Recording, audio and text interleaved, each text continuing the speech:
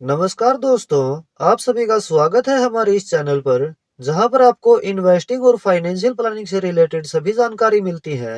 हमारी आज की वीडियो उन इन्वेस्टर के लिए है जिनकी एज लगभग 60 वर्ष है और वह म्यूचुअल फंड में निवेश करना चाहते हैं। हमारी आज की वीडियो कमेंट बेस्ड होने वाली है। हमारे एक व्यूवर हैं अशोक जी, जिनकी एज 60 वर्ष है और वह जानना चाहते हैं कि क्या उन्हें एसबीआई बैलेंस्ड एडवांटेज फंड में निवेश करना चाहिए।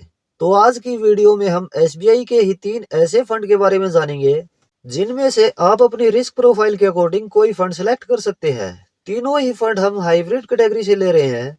हाइब्रिड म्यूचुअल फंड्स का मतलब इनमें आपका पैसा इक्विटी यानी शेयर मार्केट के साथ साथ डेप्ट यानी गवर्नमेंट सिक्योरिटीज में भी निवेश होगा।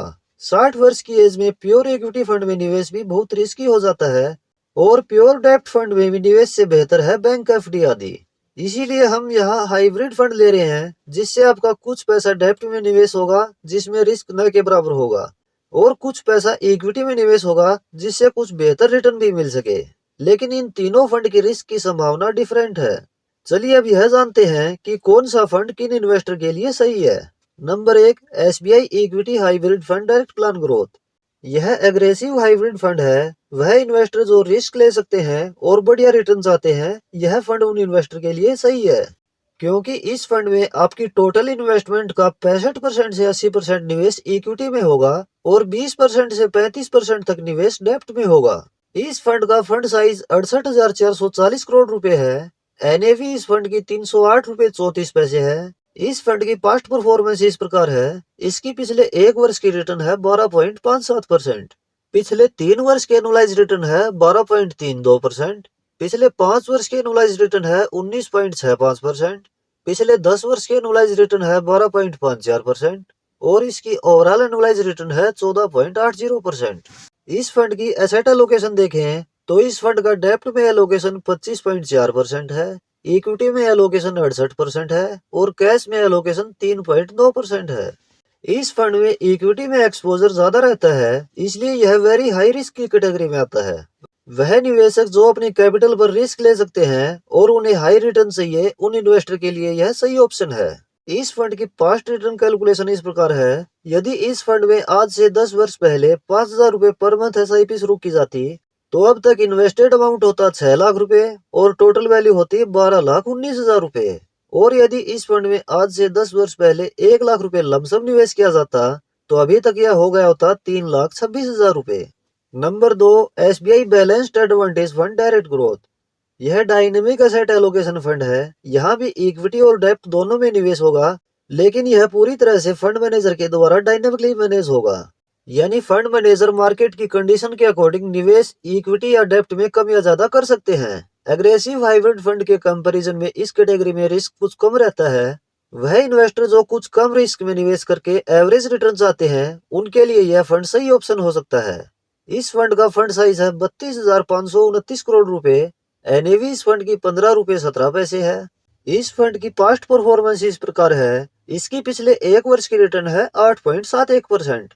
पिछले 3 वर्ष के एनुअलाइज रिटर्न है 13.82% और इसकी ओवरऑल एनुअलाइज रिटर्न है 12.39%। इस फंड की एसेट एलोकेशन इस प्रकार है। इस फंड का डेप्ट में एलोकेशन 26.8% है, इक्विटी में एलोकेशन 42.9% है और कैश में एलोकेशन 25.1% है।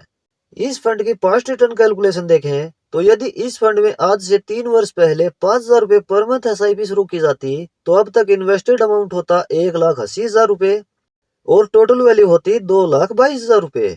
और यदि इस फंड में आज से 3 वर्ष पहले 1 लाख रुपए लमसम निवेश किया जाता तो अभी तक यह हो गया होता 1,47,000 रुपए।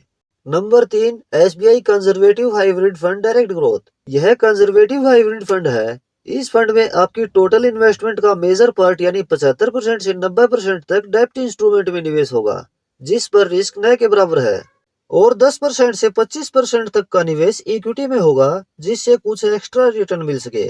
वह इन्वेस्टर जो रिस्क नहीं लेना चाहते, चाहे रिटर्न उन्हें कुछ कम मिले लेकिन स्टेबल रिटर्न मिले, उन इन्वेस्टर के लिए यह फंड सही चॉइस हो सकता है। इस फंड का फंड साइज है 9,552 करोड़ रुपए। एनएवी इस फंड की 76 रुपए 12 पैसे है।